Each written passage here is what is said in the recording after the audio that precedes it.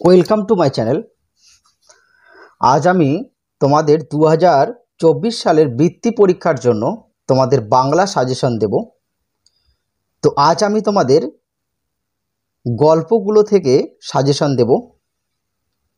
তোমাদের গদ্যাংশ, তোমাদের যে গল্পগুলো রয়েছে নরহরি দাস, তারপর বাকি যে আলো, এই গল্পগুলো রয়েছে, এই গল্পগুলো থেকে তোমরা কি কি প্রশ্ন এবার পরীক্ষায় পেতে পারো চলো এবার দেখে নিই। দেখো, গত বছর তোমাদের পিছনের অধ্যায়গুলো থেকে পরীক্ষায় প্রশ্ন এসেছে। এবার কিন্তু 2024 সালে তোমাদের সামনের অধ্যায়গুলো থেকে পরীক্ষায় প্রশ্ন থাকবে। তো যে বছর পিছনের অধ্যায়গুলো থেকে পরীক্ষা দেয়, তার পরের বছর তার সামনের অধ্যায়গুলো থেকে পরীক্ষায় কিন্তু প্রশ্ন দেয়, এটা আমার অভিজ্ঞতা। তো দেখো এবার কি প্রশ্নগুলো তোমাদের পরীক্ষায় থাকতে পারে। দেখো, 1-এর ক নম্বর প্রশ্ন, ঘাস তো আমার মা ও খায়, সে তোমার মতো এত বড় হয়নি। কোন রচনার অংশ? লেখক কে?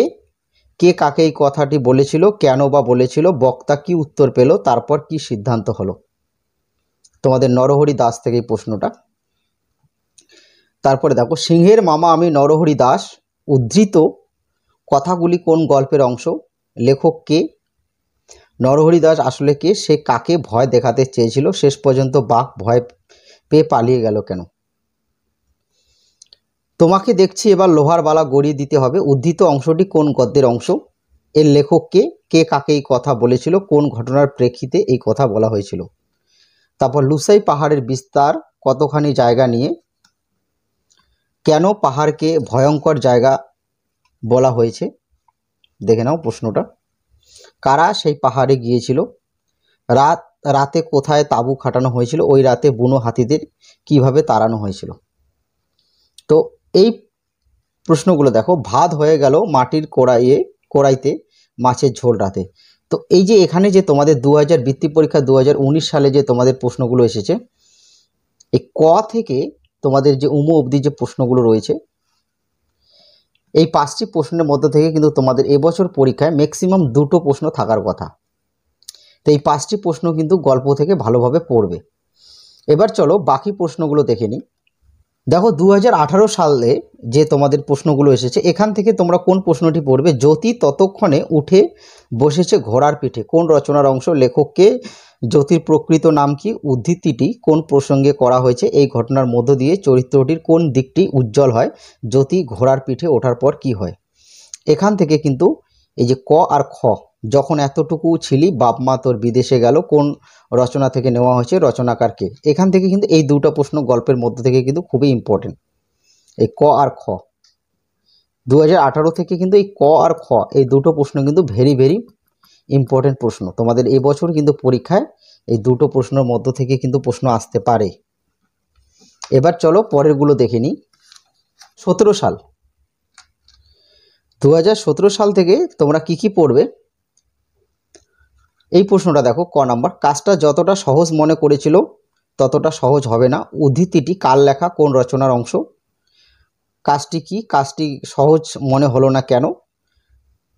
কাজটা কিভাবে সম্ভব হলো? এই প্রশ্নটা কিন্তু খুবই ইম্পর্টেন্ট। সুতরাং ঠিক হলো আমাদের দলটা এবার ছোট পিসিমার বাড়ি হয়ে সেজ পিসিমার বাড়ি যাবে। এই প্রশ্নটা কিন্তু ভেরি ভেরি ইম্পর্টেন্ট প্রশ্ন।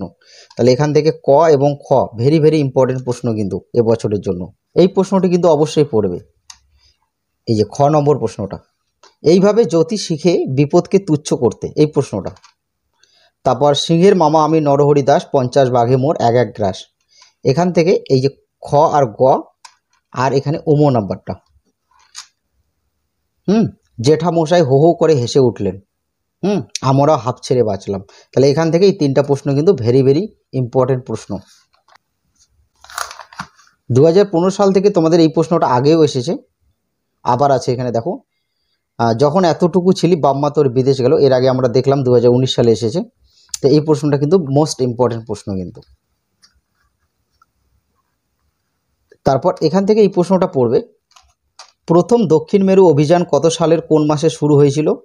দক্ষিণ মেরু যাত্রা, এই যে ঘ নম্বর প্রশ্নটা, আর এখানে উম নম্বর প্রশ্নটা। এই দুটো প্রশ্ন কিন্তু এখান থেকে পড়বে। আমি যে প্রশ্নগুলো তোমাদের গদ্য থেকে দিলাম, এই প্রশ্নগুলো মোস্ট ইম্পর্টেন্ট 2024 সালে বৃত্তি পরীক্ষায় তোমাদের আসতে চলেছে। এর পরের ভিডিওতে আমি তোমাদের কবিতাগুলোর প্রশ্ন দেব, কবিতা থেকে তোমরা কোন কোন প্রশ্নগুলো পড়বে এবং আমি যে প্রশ্নগুলো দেব অবশ্যই সেই প্রশ্নগুলোর মধ্য থেকেই কিন্তু তোমাদের বৃত্তি পরীক্ষা 2024-এ প্রশ্ন আসার সম্ভাবনা প্রবল। তাই তোমরা অবশ্যই যারা প্রথম আমার চ্যানেলে এসেছো তারা অবশ্যই চ্যানেলে লাইক করবে এবং সাবস্ক্রাইব করবে। এই হলো তোমাদের বৃত্তি পরীক্ষা 2024 সালের জন্য তোমাদের যে গদ্যাংশ রয়েছে সেই গদ্যাংশ থেকে কমন প্রশ্ন। এর পরবর্তী ভিডিওতে আমি তোমাদের কবিতার প্রশ্নগুলো বলবো যে কবিতা থেকে তোমরা কোন কোন প্রশ্ন পড়বে।